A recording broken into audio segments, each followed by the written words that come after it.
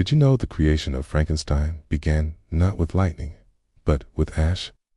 Not in a laboratory, but in the shadow of a volcano. Not in a flash of inspiration, but in a world plunged into unnatural darkness. In 1815, a mountain in Indonesia exploded, and the world was never the same. Welcome back to Mysteries of Old, where forgotten history and hidden truths are brought back into the light.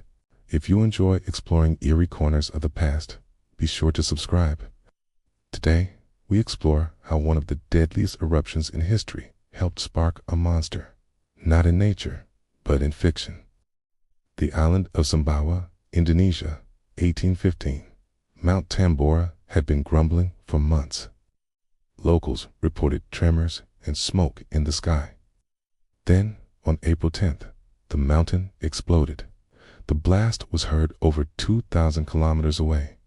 British officers thought it was cannon fire, but it wasn't war. It was the earth itself tearing open.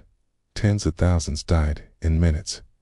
Villages were gone, fields were smothered in ash, but the worst was yet to come. Tambora didn't just kill locally. It changed the sky. It changed the climate. It sent ash into the stratosphere, where it circled the planet like a funeral veil. The sun turned pale. The moon glowed red. Snow fell in June. By the winter of 1815, the world began to change. Harvests in Europe failed under cold rain and strange summer frosts. In Germany and Switzerland, peasants boiled grass to survive. In Ireland and China, entire communities starved. In Vermont and New Hampshire, snow fell in June. Rivers froze. Families burned furniture to stay warm. Newspapers called it the year without a summer. And through it all, the sky remained strange. Some blamed divine punishment. Others whispered of comets and curses. But none knew the truth, that a single eruption on a distant island had darkened the world. A veil of ash drifting silently, invisibly, above their heads. In the summer of 1816, a group of travelers gathered beside a lake in Switzerland. They were writers, poets, exiles, the young, the brilliant, the troubled. Among them was a 19-year-old woman named Mary Godwin. She had come to escape, to write, to breathe alpine air. But the air was heavy. The sky was unbroken. The storms never stopped. Confined to their villa, the group passed the time with ghost stories. Candles flickered. Shadows danced. The wind howled through the shutters. It was here that Lord Byron proposed a challenge. Each must write a tale of terror. A contest among creators in the middle of a world already unraveling. From that stormy night came Byron's apocalyptic poem, Darkness, and from Mary came a waking nightmare. She dreamed of a man made from corpses, a scientist playing God, a creature left to suffer in the dark. And when she awoke, she began to write. But the true monster in this story wasn't her creation. It was nature itself, silent, vast, and utterly indifferent. The year 1816 was unlike any other. Across Europe and the Americas, the summer never came. Clouds hung low and unbroken. Rains came without mercy. The days were cold, the nights colder, still. In Paris, gardens failed. In Berlin, rivers flooded. In Rome, hail destroyed the harvest. No one could explain it. No one could stop it. Across the Atlantic, the skies were no better. In New England, lakes froze in June. In Albany, it snowed on the 4th of July. Farmers tried to plant again and again, but nothing grew. Cows starved. Horses died. People sold their furniture to buy bread. In Canada, the Hudson Bay froze over, trapping ships that would never return. They called it 1800 and froze to death. It was more than a weather anomaly. It was a psychological unraveling. Nature, once trusted, had turned unrecognizable. In Switzerland, a man named Heinrich confessed to murder and blamed the sky. In China's Yunnan province, famine led to rebellion and collapse. In India, drought gave way to disease. And from disease came plague. In London, newspapers speculated the end of the world was near. Even the animals seemed to know something was wrong. Dogs refused to go outside. Chickens laid no eggs. Wolves came down from the hills. And in that dark, disoriented world, a monster was born. Mary Shelley's vision was not just a ghost story. It was a reflection of life disturbed, of science overreaching, of creation abandoned. Her creature was made of the dead, yes, but it was also made of the times. It was born of unnatural seasons, fearful minds, and a world that no longer made sense. By the time she published Frankenstein in 1818, the skies had cleared. But the fear remained. The creature lived on, not just in fiction, but in metaphor, a reminder of what happens when nature speaks louder than we do. Before the storm came, the girl, 19 years old, dark curls, quiet eyes, a shadow of brilliance already forming. Mary Godwin was no ordinary teenager.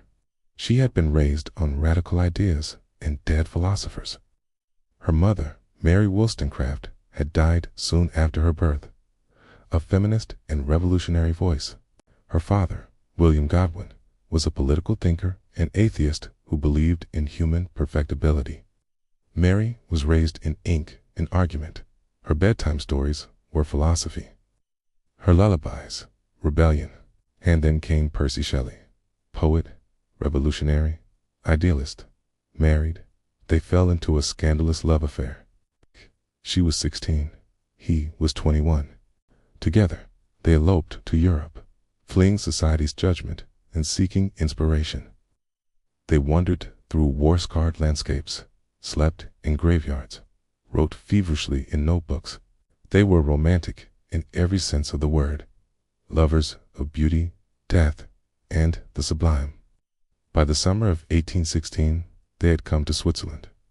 With them was Lord Byron, mad, bad, and dangerous to know. Also there, John Polidori, Byron's personal doctor, who would soon write the first modern vampire tale.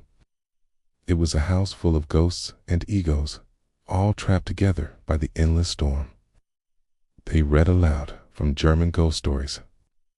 They debated science, death, and electricity.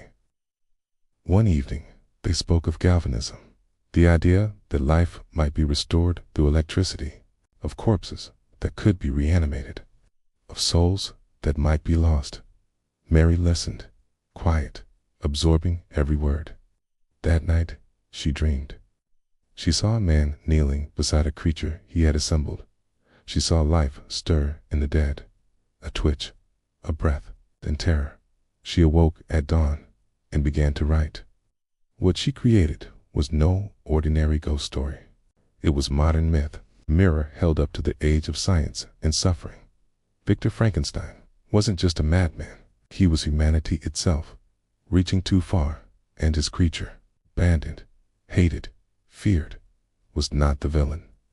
He was the product of a world that forgot compassion in its quest for power.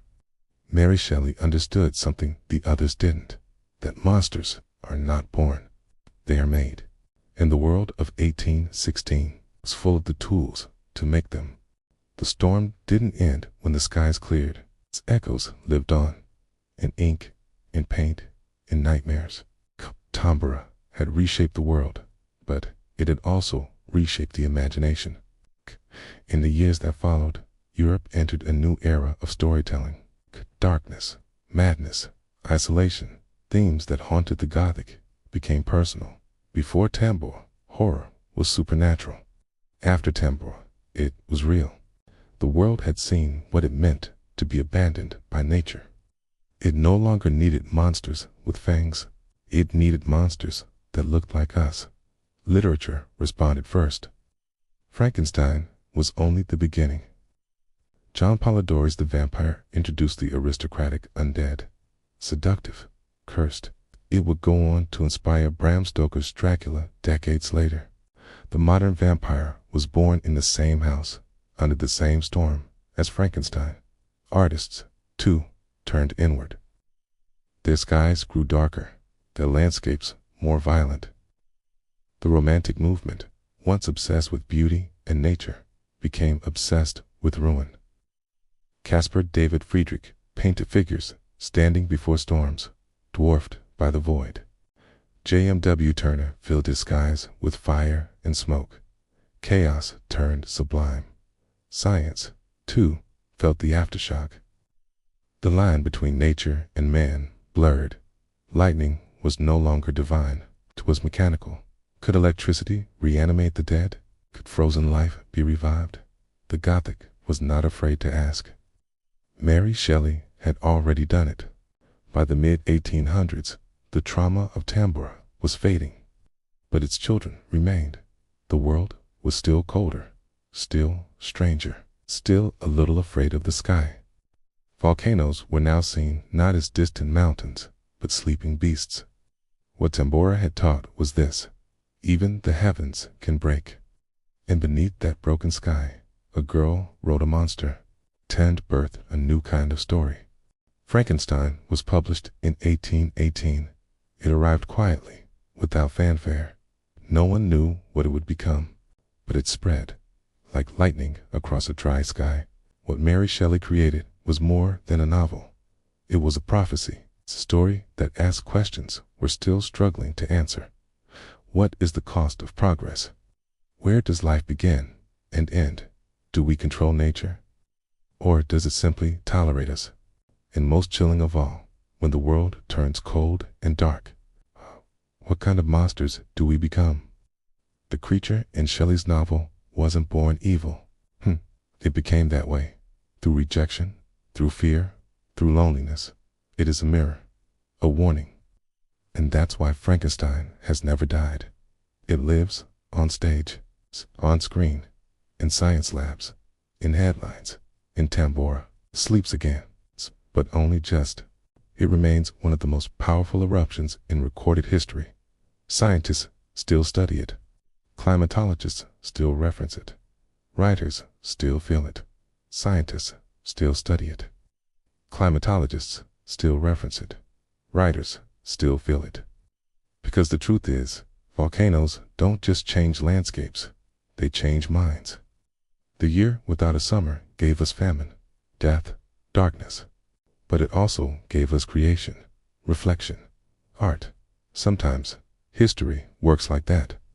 So next time you hear thunder on a still night, or the wind knocks at your shutters, remember this: the monster outside may just be weather, but the one within is a story we keep telling. Thank you for joining us on Mysteries of Old. Like, subscribe, and sleep well. There are more forgotten shadows to uncover.